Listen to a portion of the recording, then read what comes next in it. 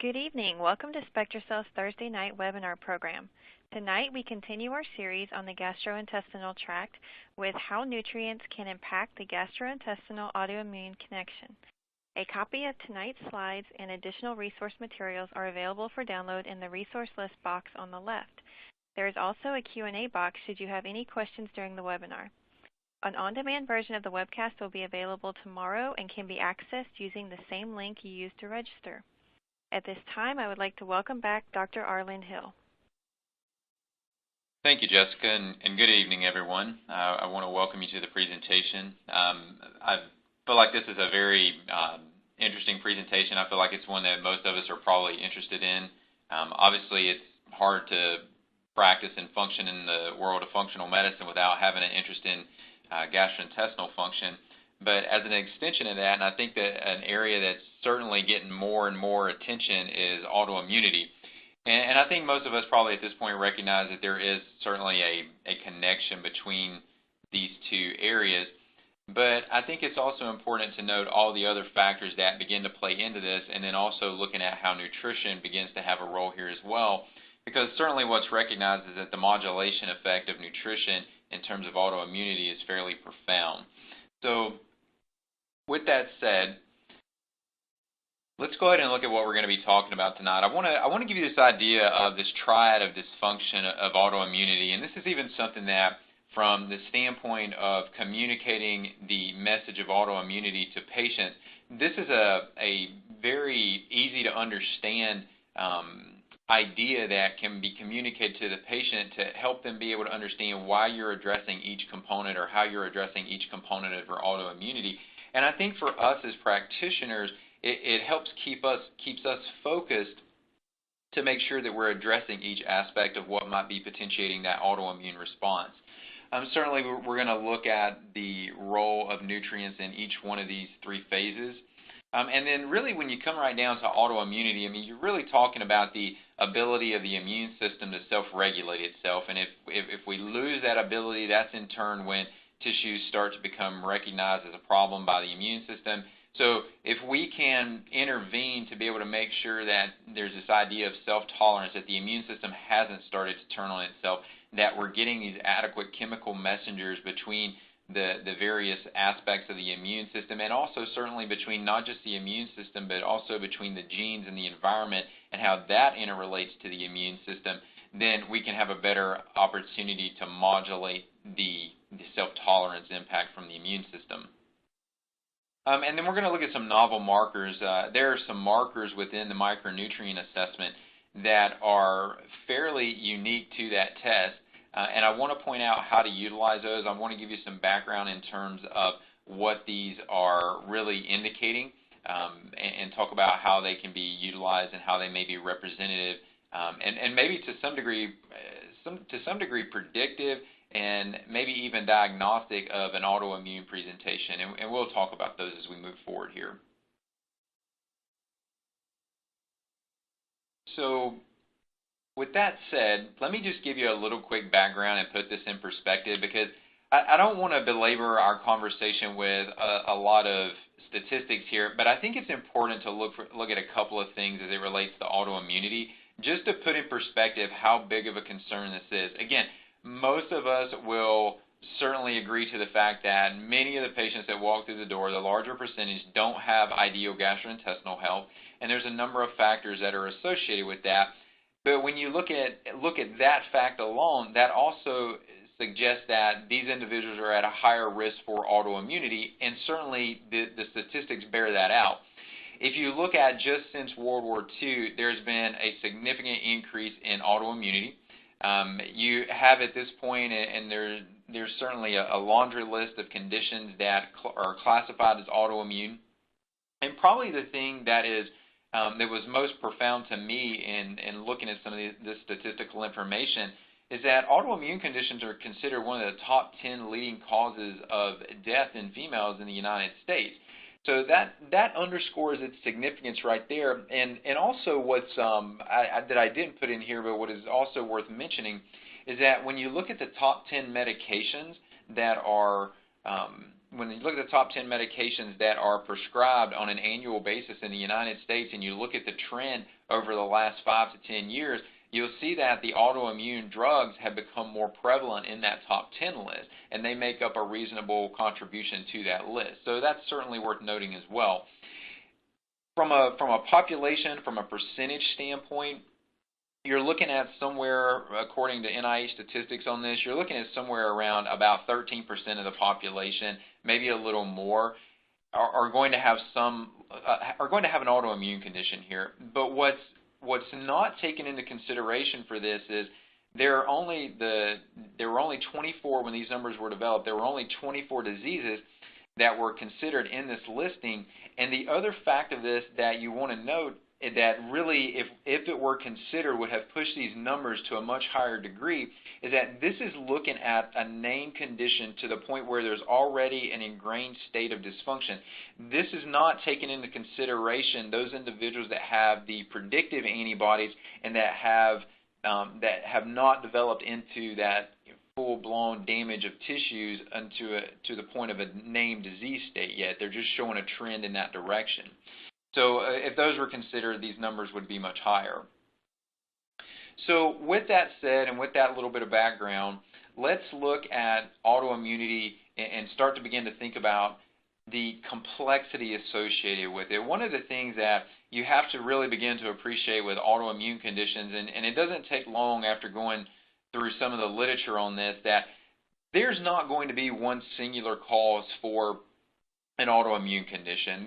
There has to be a myriad of things that take place, and then even within two individuals that have the same named autoimmune condition, the environmental stimuli that may have been a factor leading to the progression of that disease state may not necessarily be the same. So it does add a level of complexity. So there's not this sort of magic bullet approach to dealing with the autoimmune condition, as there's not with nearly any condition. But I think autoimmunity, the level of complexity associated with them and the number of factors that have to be considered continues. There's probably more that you have to factor in with that condition than many of the others that we may see on a day-to-day basis.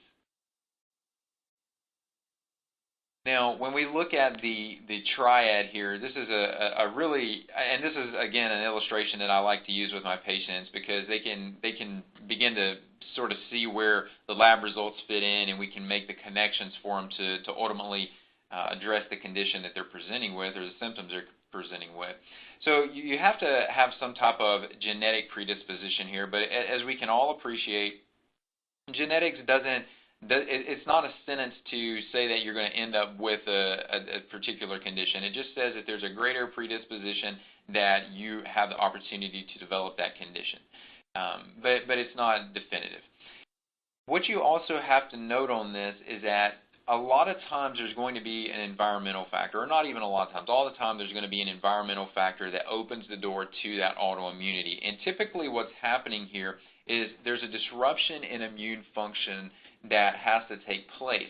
And when you combine these two things together, when you look at genetics and the environmental factors, we get this idea of what's known as epigenetics. So it's really not just about the genes or just about the environmental trigger. It's about how do the genes that a person has as a part of their genome interact with the environment that they have around them. And maybe that environment, that environmental factor, you have to think about that as not just a toxicant in the environment, but maybe the foods that they're consuming. And yes, there may be toxins associated with that, but it may be the food that they're consuming. It may be something that they're applying to their body. It may be something that's isolated, or it can be isolated within the home that they're in. So there's any number of environmental factors that could play a role here. And then the last of the three factors that has to be considered is gut dysbiosis. So again, when we're looking at these factors and talking about the link into or the link between the gastrointestinal tract and autoimmunity, the dysbiotic state is really underscoring that progression towards autoimmune presentations. Now, as we go into a little more detail on each one of these, what I want to do through the presentation tonight is expound on each one of these and begin to talk about where nutrition fits into this. And the idea that I want you to walk away with tonight is to have a working plan so that when you order a micronutrient report on a patient with an autoimmune condition, you can begin to immediately go in and look at that triangle and begin to fill in gaps and make notes of where individual nutrients would begin to have a role at and how to take action. So when we talk about genetics and the interaction of the genetics with the environment or epigenetics here, there's a couple of things. We look at the HLA, or what we also refer to as our human leukocyte antigens, and we know that there are several of those that are correlated with specific autoimmune conditions. Methylation we talk about from a lot of different perspectives, but in terms of how does that methylation act as a genetic, how is the genetic relationship of methylation associated with the environmental trigger? And then looking at the list of environmental triggers, again, this can be a very long list, and essentially, in a nutshell, what this comes down to is it's anything that the immune system recognizes being problematic that it's going to have to deal with that it otherwise shouldn't, or otherwise that it should be able to pretty well deal with and eradicate from the body, or otherwise it's going to act as a trigger. And then gut dysbiosis, and another way of thinking about gut dysbiosis is just, there's a lot of different terms we could think about in terms of, or a lot of different terminology that we could consider here. We can talk about it in relation to gut dysbiosis. We can use the terminology leaky gut. We can use a more, maybe a more scientific explanation and talk about it in terms of intestinal hyperpermeability. It really all comes down to this interaction between the microbiota of the gastrointestinal tract and how they're going to support these enterocytes, those cells that line the gastrointestinal lining, and how they modulate the immune responses, and also how they support the replication of those cells to maintain that barrier lining of the gut so that we don't progress towards a leaky gut presentation or towards an intestinal hyperpermeability presentation. Now, I mentioned that there are a couple of the human leukocyte antigens that we want to make mention of here. These are some of the more common ones that are often talked about with genetic testing. With celiac disease, the human leukocyte antigen is one that's certainly recognized, or the HLA-DQ is the one that's probably most recognized here. And there are different variants of that. And what you want to think about with this is that what's happening here is that a genetic profile where you have an HLA-DQ gene that increases reactivity or increases your predisposition to celiac, literally what that gene is telling your immune system is to be more reactive against, in the case of celiac, against gluten. So there is an increased responsiveness to gluten by the immune system as a result of that HLA-DQ, and again, depending on what the secondary fraction is, there's going to be a more pronounced response against gluten. The immune system is genetically has an upregulated response towards gluten, so therefore that individual is going to have a greater likelihood of reactivity towards that, and hence that's why you see such a profound number here of 95% in that case. And then, of course, you have other autoimmune conditions that also have these HLA recognitions as well. HLA-B27 being another very common one that's looked at. I wanted to put in this just a schematic of what you're actually talking about here with these HLAs and where you think about these things at. These are going to be located on chromosome 6. You've got your short arm, your long arm of the chromosomes, also known as your P and your Q arms here. Your short arm would be your P arm. But this is essentially where you're going to find those various leukocyte antigens, or human leukocyte antigens. So if you're doing any of the larger panels looking at genetics and you're trying to figure out, well, does someone have an association, chromosome 6 is where you're going to want to look for some of these things at. Now, these epigenetic associations and looking at is there a basis behind these things actually progressing the presentation of autoimmunity, and indeed there is. And you can see from this the associated epigenetic markers and dynamic changes control the dysregulated immune system. So really what that's telling you is that this interaction between the genes and the environment is what's governing how the immune system is going to react to the various things that it sees on a day-to-day basis, whether it is going to have a greater predisposition to react towards what it perceives as an antigen, or whether it's going to avoid that antigen, that foreign substance, and not have a reaction towards it. And also you'll see in this is that there's a determination towards the development of that clinical phenotype, so that physical expression of how that autoimmune response is going to play out. It goes beyond just the genotype, just knowing what the genes are. The genes in and of themselves aren't going to elicit the immune response by themselves. There has to be a greater combination of factors that all begin to integrate together to promote this response. Now, looking at how the genes interact with the environment here, I've mentioned a couple of these, and you'll see that I just really want to put this in here. So one, you could see that, again, there is a fairly solid body of evidence out there linking the two together between genes and environment and the whole study of epigenetics. But again, looking at some of the things that are potential triggers here, and looking at whether you're talking about an infection or whether you're talking about hormones, and from the standpoint of hormones, you could even probably look at a subset of that and think about the idea of xenobiotics, so maybe some of these estrogen mimickers out there, but even the hormones themselves, and certainly some of the drugs, looking at these foreign substances, and then the idea of pollutants and looking at how vast of an increase these have become in our environment with the increase in industrialization. And we see that toxic burden in the environment continues to grow, and as that continues to happen, you're going to see that the progression of autoimmune diseases continues to progress with that. There's a pretty well noted correlation here, which I think all of us can appreciate, that the nutritional status of the average population continues to decrease, the toxic burden of the average population continues to increase, and those things set up the perfect storm for the autoimmunity to begin to manifest itself, and that's indeed what we see on a day-to-day basis. Now, moving into the DNA methylation here, you can see that DNA methylation has been correlated with a number of autoimmune conditions.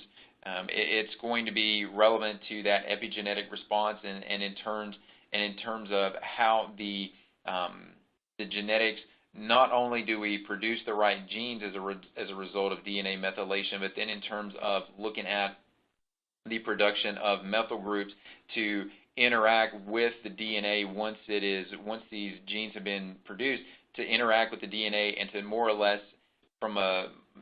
maybe from a more simplistic mindset, do we turn the gene off to react to the environmental trigger, or does the gene stay inactive and not react to the environmental trigger? So the ability to methylate, you can think about it from a couple of different perspectives. Think about it as the sort of yes-no checkbox of it's going to react or no, it's not going to react, whether or not you methylate, and then also, are you coding for the right genes that are going to produce ultimately the right proteins that are going to be easily recognizable as self by the immune system, or is there going to be some aberrant presentation there that the immune system might recognize that tissue as problematic and want to develop a response against that? So we do see it in multiple autoimmune conditions. Some of the nutrients, the ones that are linked to DNA methylation here, there's the common ones of B12 and folate. Those are probably the two most recognized in this group, but those are by no means the only ones here. The methionine, the betaine, the trimethylglycine, choline, these are in, but you'll also see nutrients in these cycles as well. Your B2, your B6, your zinc, your magnesium.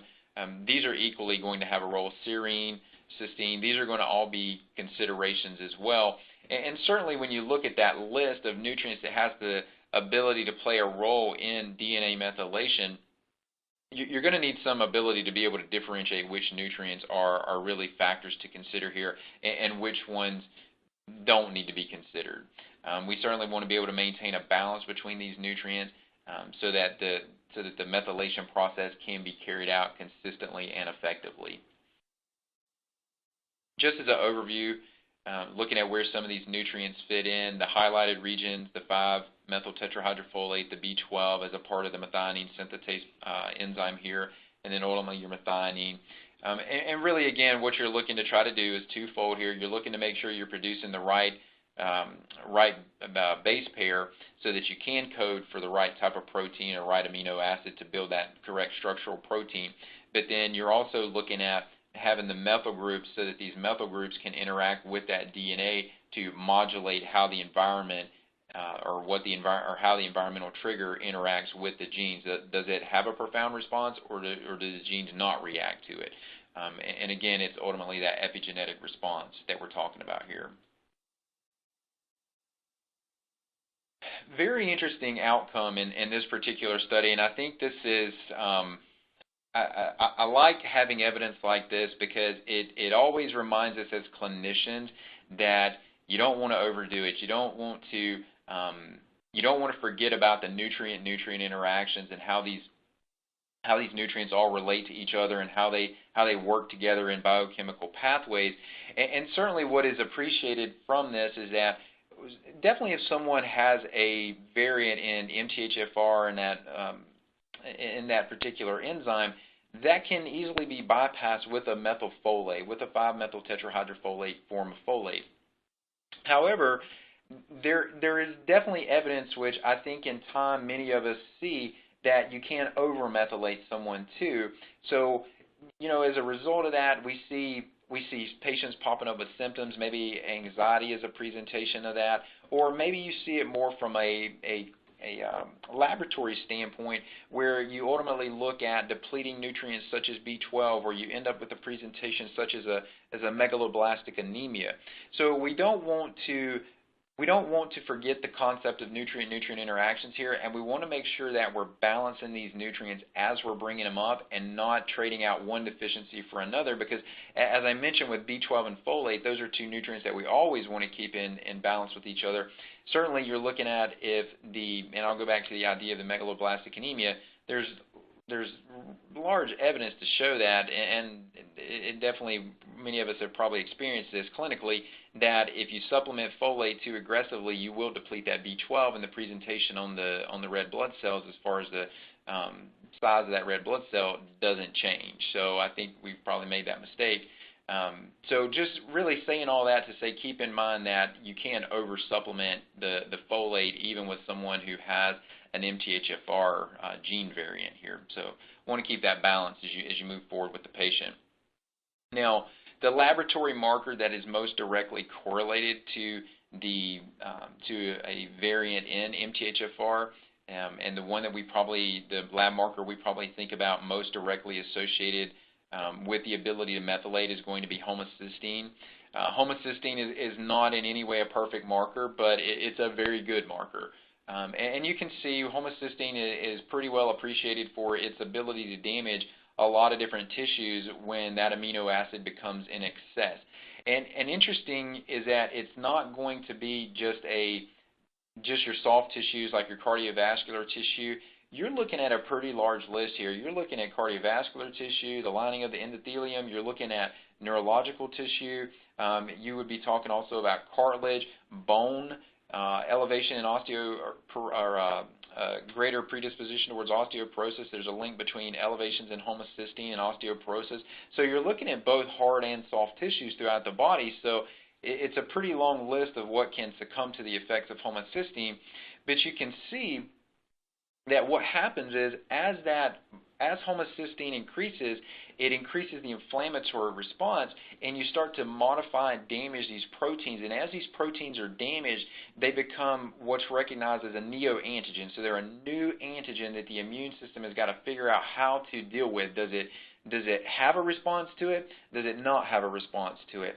And homocysteine is just increasing that list of these antigens that the immune system has to make consideration for. And at some point, the immune system, especially when you've got someone who's in a more nutrient-depleted state, that list, even as it's growing, has a tipping point much earlier than if that patient had an ideal nutrient status. So homocysteine certainly you want to look at here.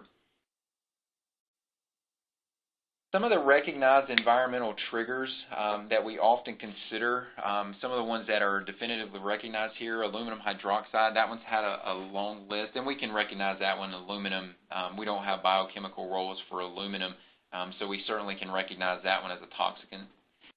Some of your medical silicones, so for example, what you might find in breast implants, these have been associated with a long list of conditions as well. And certainly it makes sense that these things, especially if there's any type of leakage of those implants, that it could act as a foreign material in the body and that the immune system would develop a response against that. The researcher who originally started looking at this, Schoenfeld, if you go to look up any of this, you'll find it under Schoenfeld syndrome, and you may also find it under autoimmune syndrome induced by adjuvants. And that induced by adjuvants really just underscores the fact that there's a long list of things here that could be recognized as foreign to the immune system for which it could be reactive against. Smoking, RA, there's a correlation there. The production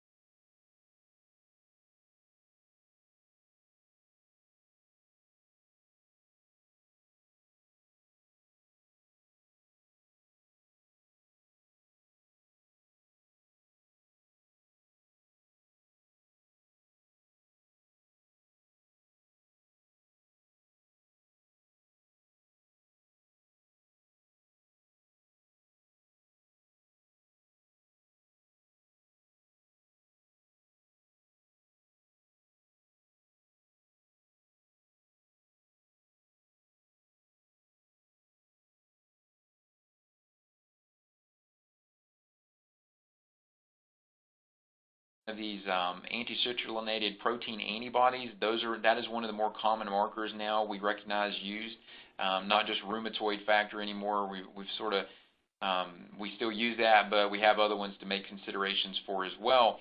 And just to the point of how this process begins to play out, I wanted to go into a little bit more detail on the anti-citrullonated protein antibodies and actually what you're talking about here.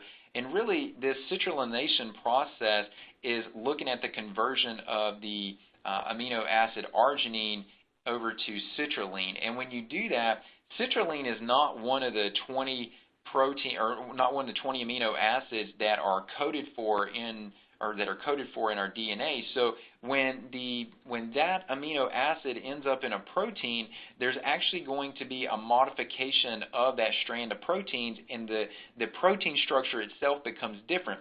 Now, you'll have to appreciate that when these proteins start folding on themselves and they're making up what we classify as these quaternary structures, these larger protein structures, that folding and linkage process becomes modified when you've inserted in citrulline versus inserting in arginine.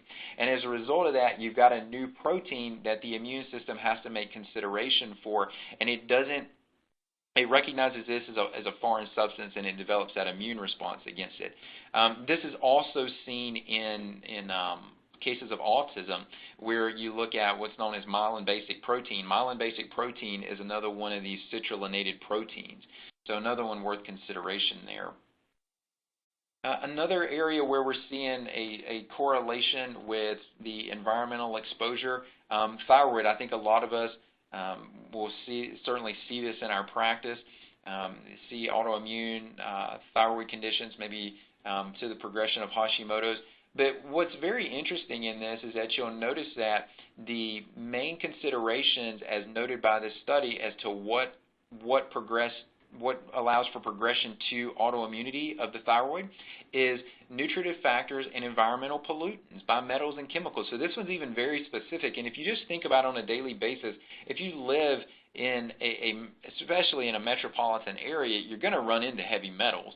And it doesn't even necessarily have to be a metropolitan area. And then when you look at the food supply and the consumption of herbicides and pesticides that get applied to the foods, they're so ubiquitous in standard agricultural practices that if you're not eating foods free of these things, then you have to consider that you're getting some undue burden of these. And they're again triggers. When you look at genetics, genetics is such a complex topic, and there's so many things that have to be considered. And again, I like the fact that, in the slide we're differentiating just if you have a genotype, then a lot of times patients like to think in terms of simple genetics. They like to think if you have the genotype, then you're going to end up with the disease state. And we as practitioners know that there's far more complexity than that, and that's absolutely not the case.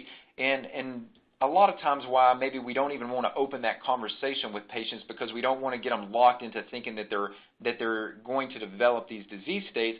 But what is also recognizable is that you can take that individual with a genotype, or 4 individuals with the same genotype as illustrated here, and based on the variety of environmental factors that they all have exposure to, whether we're talking about hormone levels, whether we're talking about a viral exposure, whether there's some type of increased drive that's causing the antibody responses to elevate, those are going to be the culmination of things that are going to allow progression to an autoimmune condition. It's not going to be just that simple genetic concept of here's your genes, here's the disease state. It has to be a combination of things. And I think that this is the message that we as practitioners have to communicate to the patient to get them to understand, because in the media there's definitely conversation sometimes when a headline comes out that new gene associated with X condition, and patients, because they're becoming more savvy and getting their genetic information now, we don't want them to default to, I'm going to end up with this condition, when we know as practitioners that that's not necessarily the case. Some of these mechanisms of action in terms of what allows the progression towards that autoimmune condition, there's a number of things that can begin to happen here. There's a number of ways that these presentations can manifest. One being molecular mimicry here. This is probably one of the more commonly talked about, but that one's simply just looking at the antigen and a tissue in the body have similar structures. They may have similar amino acid strands to where the immune system doesn't differentiate between the two. It reacts against both of these. Epitope spreading. The epitopes are going to be the part of the antigen that's going to be recognized by the immune system, that the B cells and the T cells begin to react against this from what we develop the antibodies. And you get an increase in the spreading as the immune system upregulates. You begin to see that these epitopes, these things that the immune system recognizes that it should develop the reaction to, begins to increase over time. Standard activation, just upregulating the production of B cells here.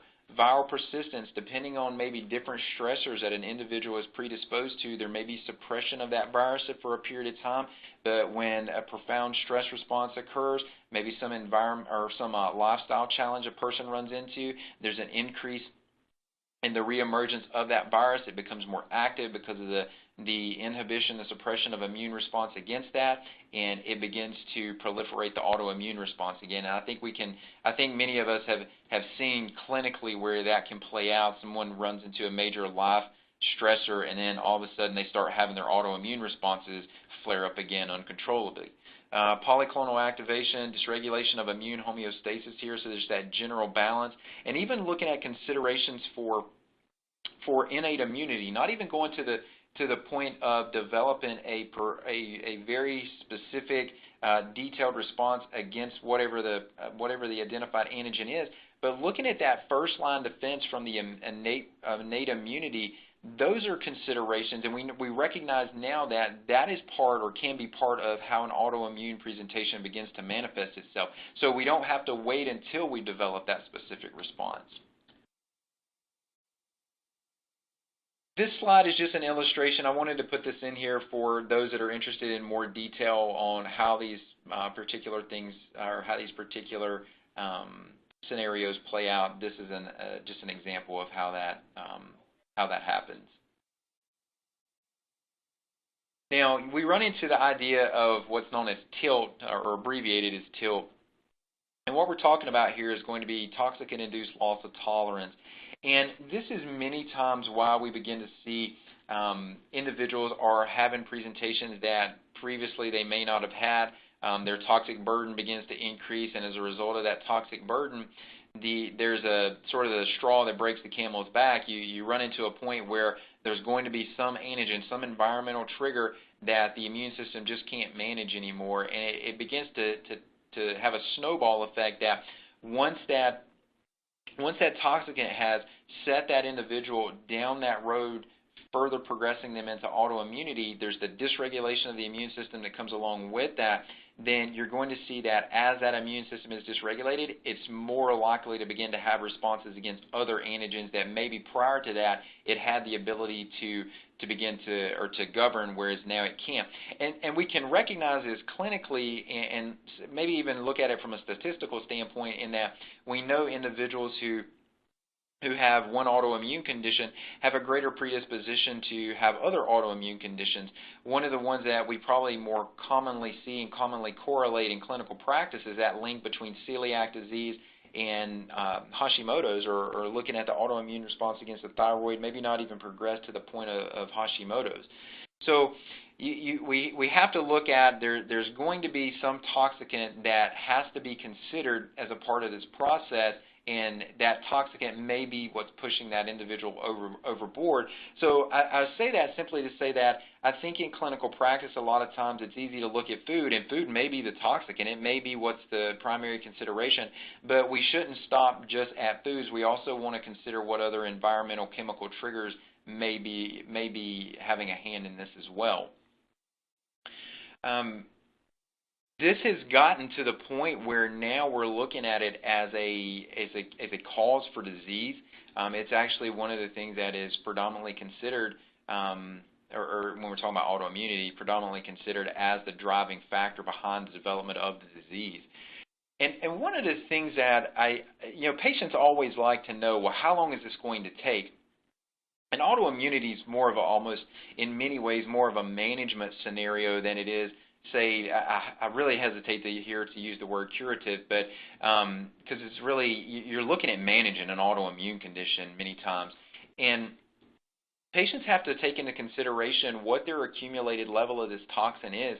It's not enough just to remove that individual from that toxicant exposure a lot of times.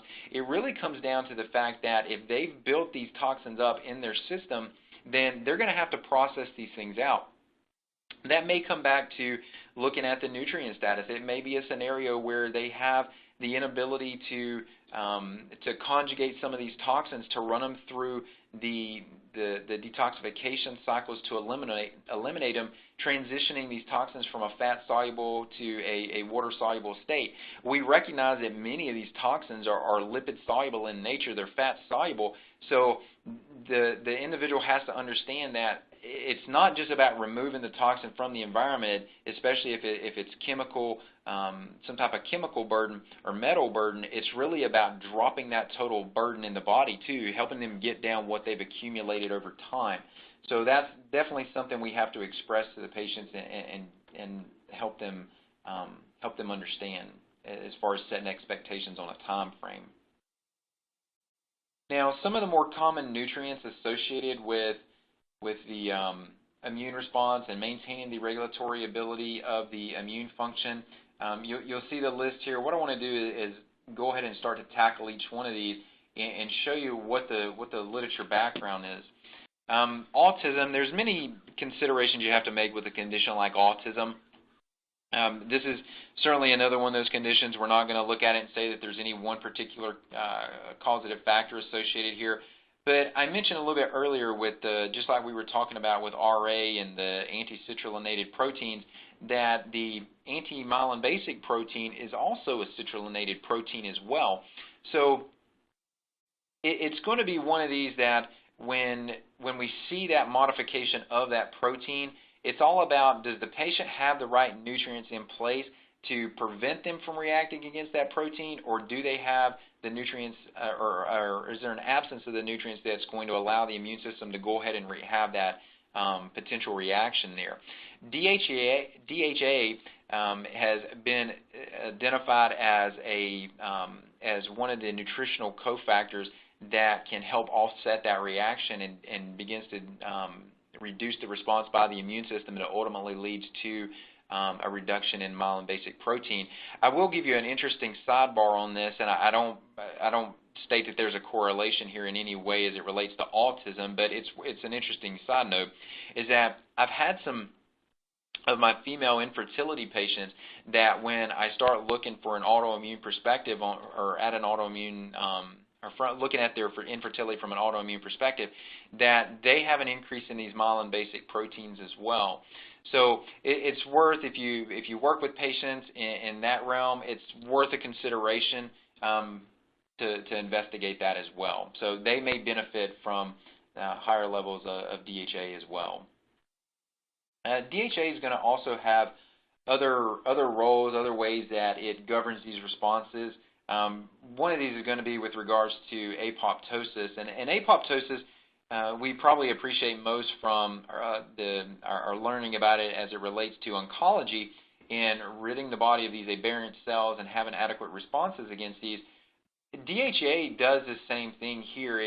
When you look at, for example, when we talk about the interaction of mercury here, mercury is going to have a alteration in the structure of the lymphocytes and the way that the lymphocytes physiologically act, and that interference of mercury, while mercury being in and of itself a heavy metal and a toxic burden, it may be the impact that mercury has on the physiology of the lymphocyte, and recognizing that a lymphocyte as an aberrant tissue that needs to be eradicated out of the system, that may be where DHA comes into play here.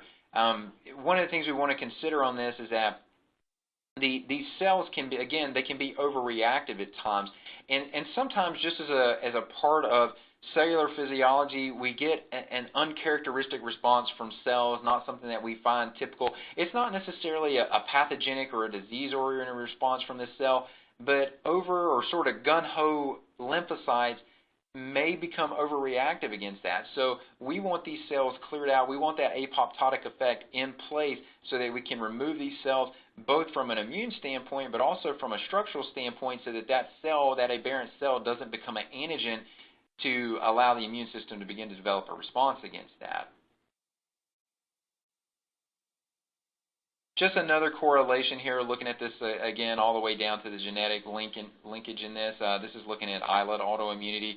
And we recognize that there's an interaction between how the omega-3s interact with the genes and control the desaturase enzymes here. So just another link in this. And again, you have to make consideration too for the various aspects of autoimmunity and looking at how individuals with regards to, like, for example, the eyelid immunity, how the damage of the cells from the chronic inflammatory response, how that sets up a condition or a state where you don't have adequate vitamin D. Lack of vitamin D is going to potentiate the autoimmune activity. So there's a number of factors that have to be considered, and just having these nutritional cofactors in place may better govern how these T regulatory cells interact to prevent that further progression. You can see here inverse association between the omega-3s and anti-citrulated proteins. And interestingly in this is looking at protect against the development. So when we talk about nutrients having a predictive role here, this is an example of that predictive role. They may protect against the further development of the RA. So not just waiting until disease onset. So really what it boils down to, you're looking at modulating the Th1 and Th2 subsets. The T regulatory cells are going to have the greatest amount of impact on that, and that appears to be what the, not the only mechanism by any means, but that appears to be certainly a mechanism by which the omega-3s interact. And then you get reduction of the Th17. The Th17 is well associated as one of the lymphocyte subsets, the T lymphocyte subsets, as well as the production of interleukin-17 that drives the autoimmune response. So certainly we want to regulate that group of cells, of T cells. The polyphenols have such a profound effect on so many areas.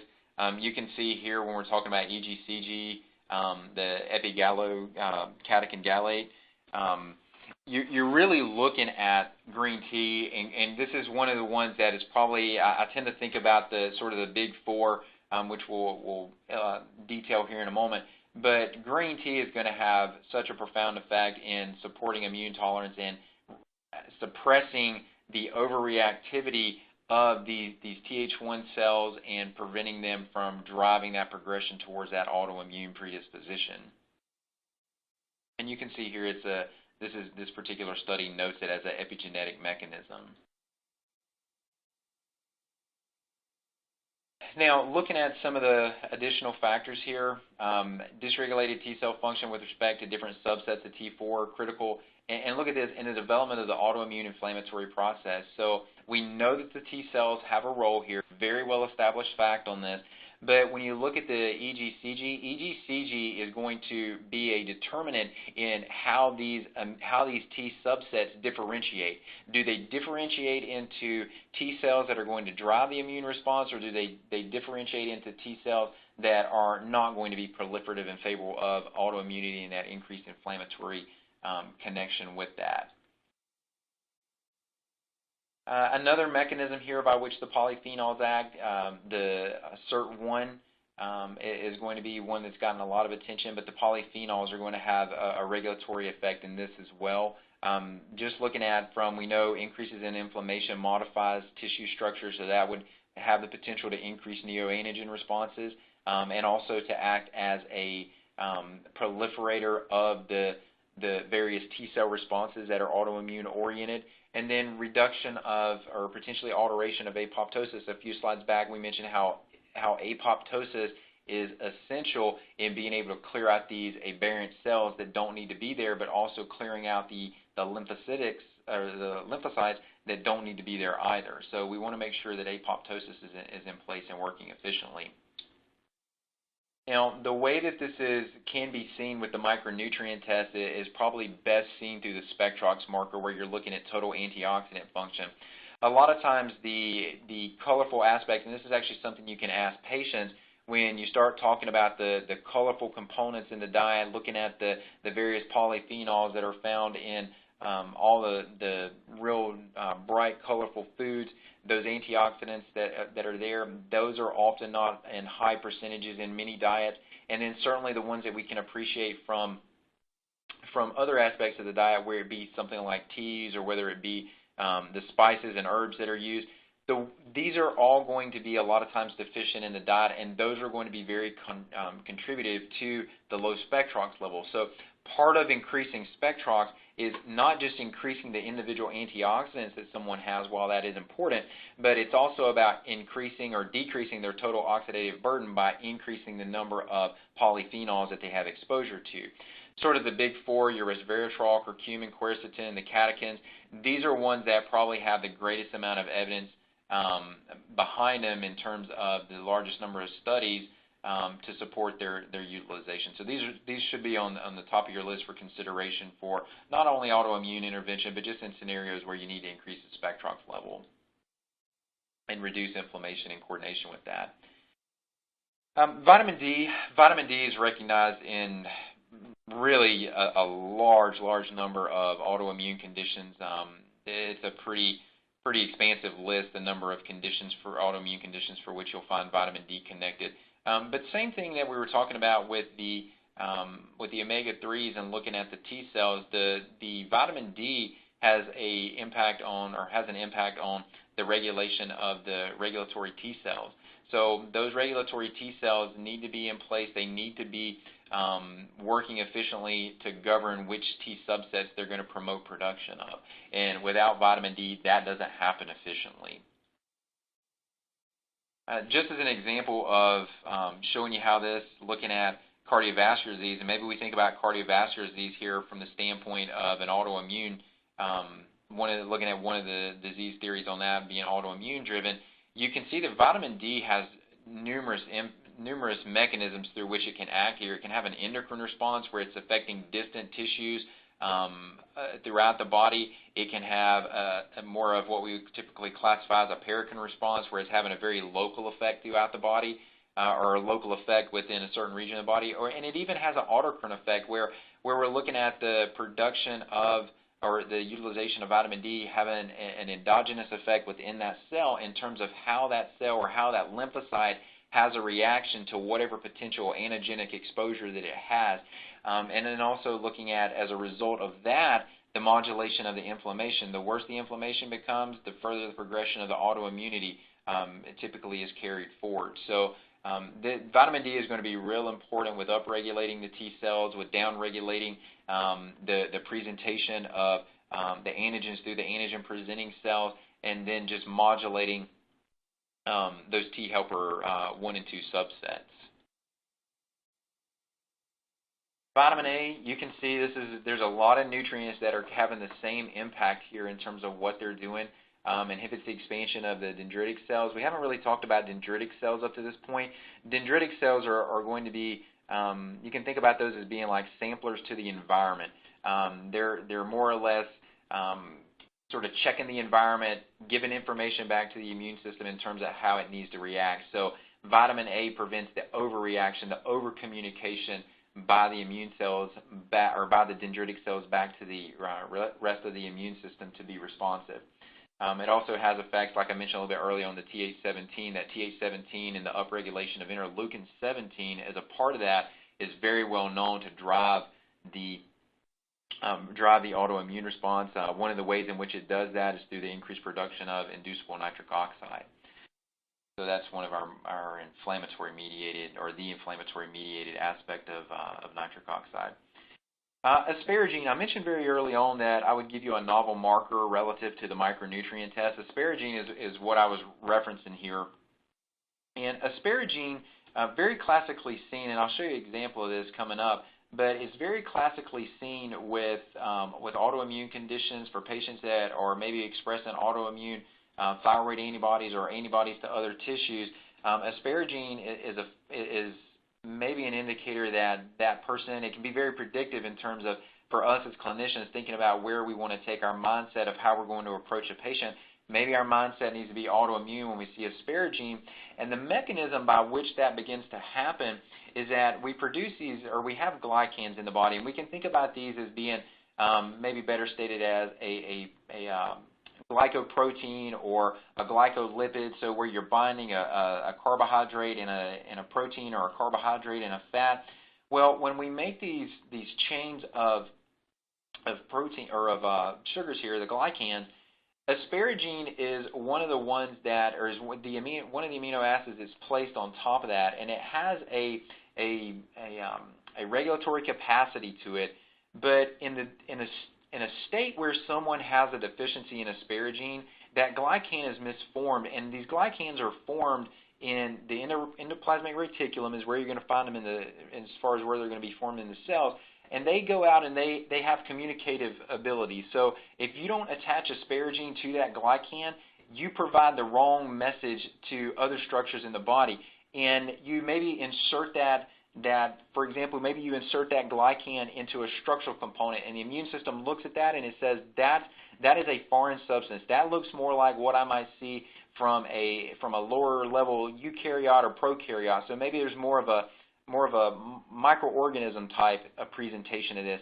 And the immune system knows that those things are problematic. Those are things that inherently are not, they're foreign substances to the body. They're not going to be inherently found, and they need to be eradicated. So therefore, because of that lack of asparagine, because it changed the structural profile of that cell, then the immune system reacts to it, whereas otherwise if asparagine would have been there, that wouldn't have necessarily taken place. Now, one of the reasons that we can see a deficiency in asparagine is because of glutamine. The combination of aspartate and glutamine through the action of the asparaginase or through the action of asparagine synthase ultimately gives us asparagine. So if we're utilizing up glutamine levels at a rapid rate, that's going to further increase our likelihood of having an asparagine deficiency as well.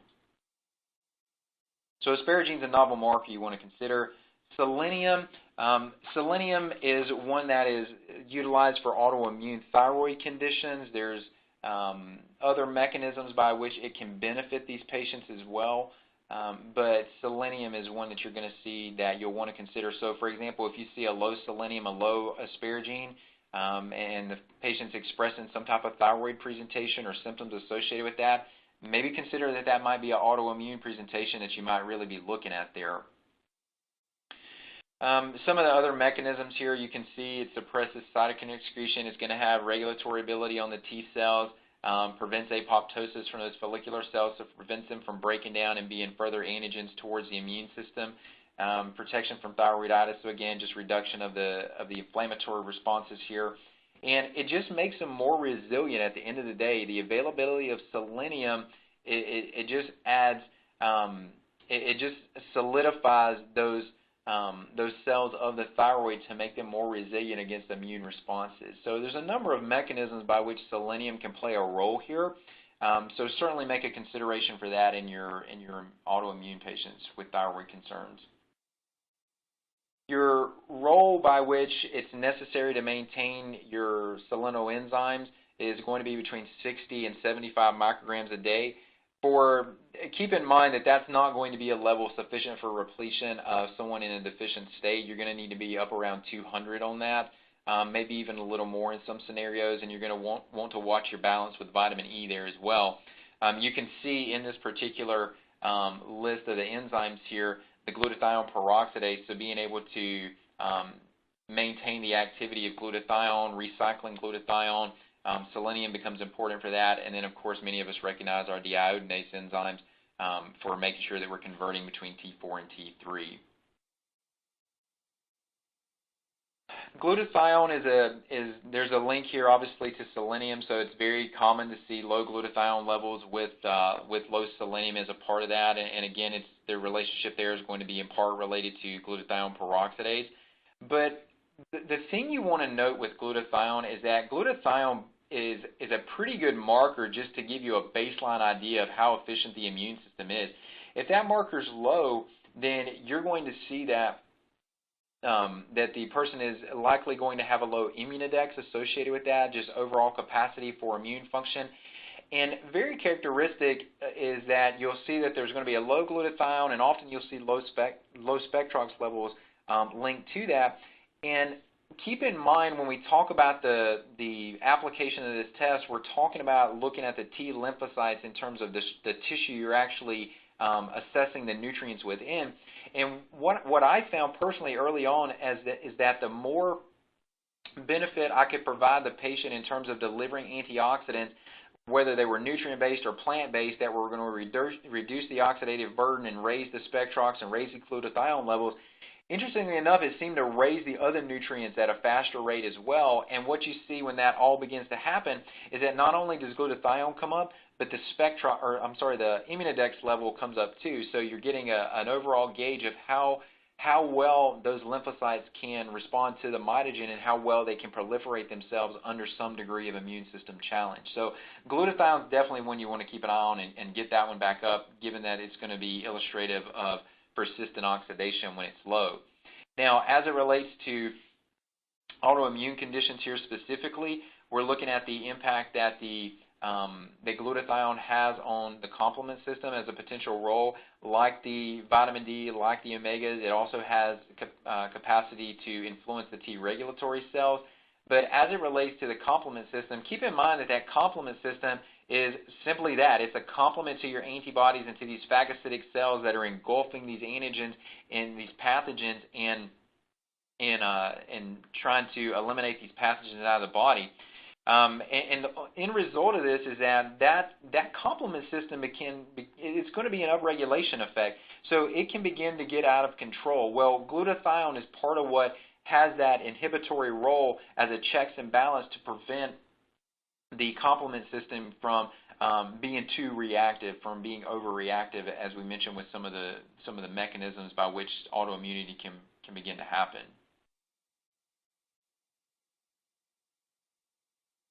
Another mechanism here, looking at how it's illustrated in a couple of other autoimmune disease states like SLE, RA here. You can see I mentioned a little bit earlier the T cell function role here. Really what you're looking at with this is that a lot of this is going back to the inducible nitric oxide, and you're down-regulating that inducible nitric oxide that is going to thus in turn drive nitric oxide production, which may damage the DNA, may damage some of the other structural proteins throughout the body, by which the immune system would then recognize those as foreign tissues, as antigenic tissues that it needs to develop a response against, versus a tissue that is a normal self-tissue that should not be a problem. So just another mechanism by which that occurs in terms of driving the inflammation. Zinc is going to have a role. Many of us recognize zinc when it relates to blood sugar regulation as being the structural element by which we build insulin around. We know that there are several components within the glycemic physiology where we can have an antibody response or an autoimmune response. We can have it against the insulin. We can have it against the GAD enzyme. We can have it against the islet cells. And then also one of the ones that is probably least talked about are these zinc transporters. Ultimately, if you're looking at the beta cells being able to build insulin, they've got to get that zinc into the beta cell to be able to build that insulin molecule. And we can develop antibodies against these zinc transporters that allow us for the uptake of zinc to in turn thus build that insulin molecule. And this is one of the proposed mechanisms on the likelihood for the development of progression of type 1, and also one of the reasons that we probably more now see that type 1 is not necessarily a juvenile condition, but that individuals develop that later in life. And it just goes back to a lot of the earlier points made that with the toxic accumulation or the total burden of accumulation of toxins, there's going to be a point at which you cross the threshold by which the immune system can hang on and it starts to react. Just looking at how these might play out on the micronutrient test, a low oleic acid may indicate low omega-3 status. Vitamin D intracellularly certainly can be a role here. The low glutathione, these are all going to be factors that you can just, and even with the asparagine, you could add that in here too. But these three that are listed, the oleic acid, the vitamin D, the glutathione, you could just real quickly look at those and say that person's probably losing T regulatory cell capacity and increasing the predisposition towards autoimmunity. Now, we all like to see case studies in this, so what I want to do is just give you one case study on this. And what you're looking at here, 28-year-old female, miscarriages. So right away with the miscarriages, you may be thinking about DNA methylation as a consideration on this. She had a history of Hashimoto's here. She had gone through using Synthroid. She had even used Armor in this for a little while, not very long, but she didn't really notice any significant modifications with those.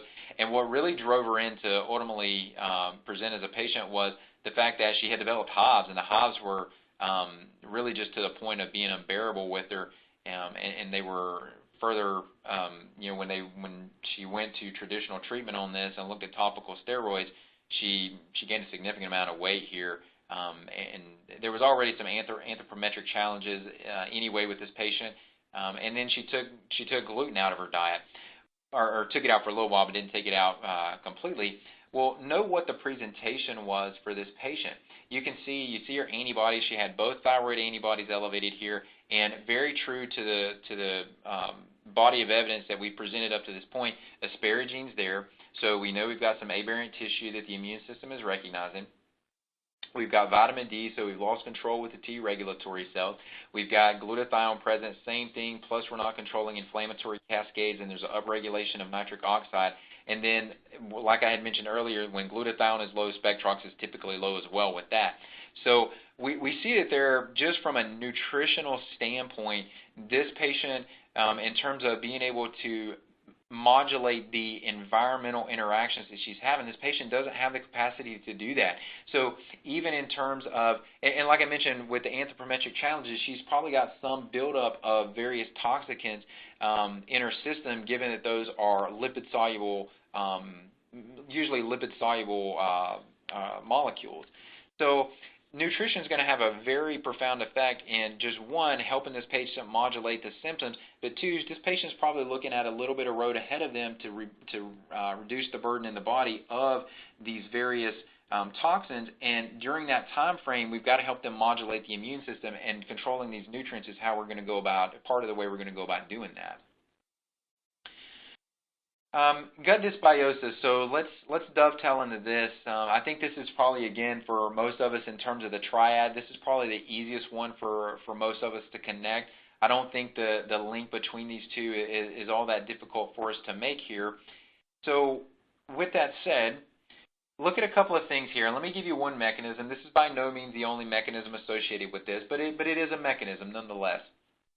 So when we talk about the consumption of food, I always like to make mention to the patient that food is not inert. Food is either working for you or working against you. So if someone is taking in, for just simplicity of terminology here, unhealthy food that aren't going to have the polyphenols in there that are going to be modulatory to the ratios of bacteria, to the type of bacteria that tend to predominate in the gastrointestinal environment, if they're not taking in forms of undigestible fiber that are, one, going to promote bowel motility, prevent the buildup of a more acidic environment, reduction of the pH, you're also looking at the lack of consumption of those foods is also going to decrease the undigestible fiber, by which many of the bacteria are going to take and use as a fermentable source to then in turn make short-chain fatty acids, the most important or most recognized of which is probably butyrate. Butyrate is going to be essential in helping to maintain the integrity of the enterocytes. One of the things that we do with butyrate is it's a fuel source. Think about it much like glutamine. The enterocytes, they like glutamine, they like short-chain fatty acids, and they're going to use those two things as a fuel source. And if we don't have the right bacterial makeup, if we don't have the right component of foods, specifically in this case undigested fermentable fiber, then there's going to be an increase in the there's going to be a decrease in the production of these short-chain fatty acids, and thereby when we look at a group of cells that are replicating themselves anywhere from every 3 to 9 days, that's a pretty fast turnover cycle. So we need to be able to provide those cells with quick, efficient, consistent fuel sources so they can carry out that replication process. Now, some of the various foods that are going to help carry that out, you'll see in here leeks, asparagus, chicory root, Jerusalem artichoke.